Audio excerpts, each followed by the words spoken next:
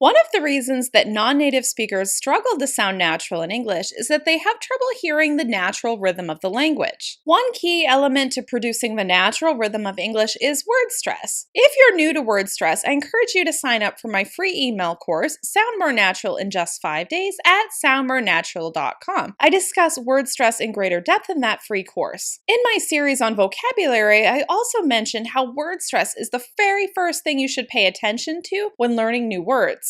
Word stress is essential to pronouncing words correctly and speaking more clearly. When you start paying attention to word stress, your ear is going to start to identify stress patterns. You'll start noticing the different stress that people use when they're talking. And as you advance, you're going to want to start paying attention to words and phrases or chunks. Remember, we don't usually use words on their own. We usually use them in entire phrases, chunks, or sentences. For this reason, it's important to pay attention to word stress, but also notice how it works together with other words in order to create the rhythm of English in your sentences. It may be frustrating to learn that native speakers produce these patterns without even thinking about it. It's second nature. But the good news is that you can learn these stress patterns in order to speak English more like a native English speaker. In this video, we're going to discuss common phrases that use the word and. This is a recognizable stress pattern that you can learn and practice so that you start sounding more natural in English. As we go through the examples, think of other related phrases. So let's start out with some common food phrases. For example, you can start with bread and butter.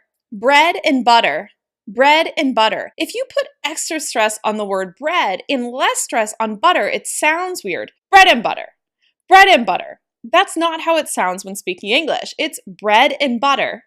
Bread and butter. Another common phrase is cream and sugar. Cream and sugar. Cream and sugar.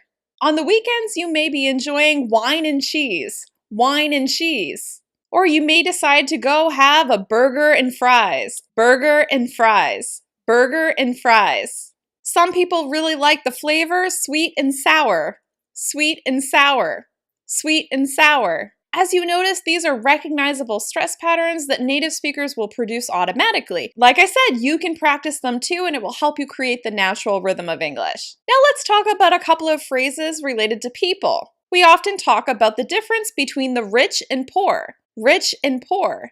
Rich and poor. Or you may talk about people's heights. You may talk about your friends who are tall and short. Tall and short. Tall and short.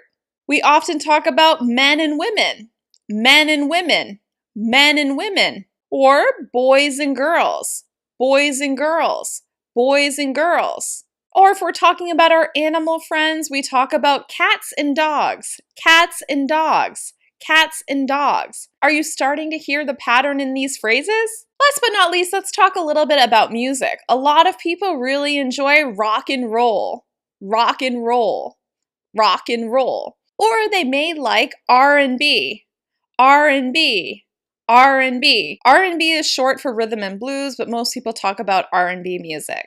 So as you can see, this particular pattern will help you sound more natural in English. If you switch around the stress, it's going to sound unnatural. It's not going to sound exactly the way a native speaker expects to hear it. If you'd like more practice with stress patterns, I encourage you to check out my course, Stress Simplified. I have lots of lessons on different types of stress patterns that you can practice to sound more natural in English. Now it's your turn. Can you think of any other phrases that follow this stress pattern? Leave a comment and let me know. Once again, I'm Kim from EnglishWithKim.com. I'm your guide to the essential conversation skills you need to sound more natural in English. If you like this video, please give it a thumbs up and share it with a friend. Have a good one. Goodbye.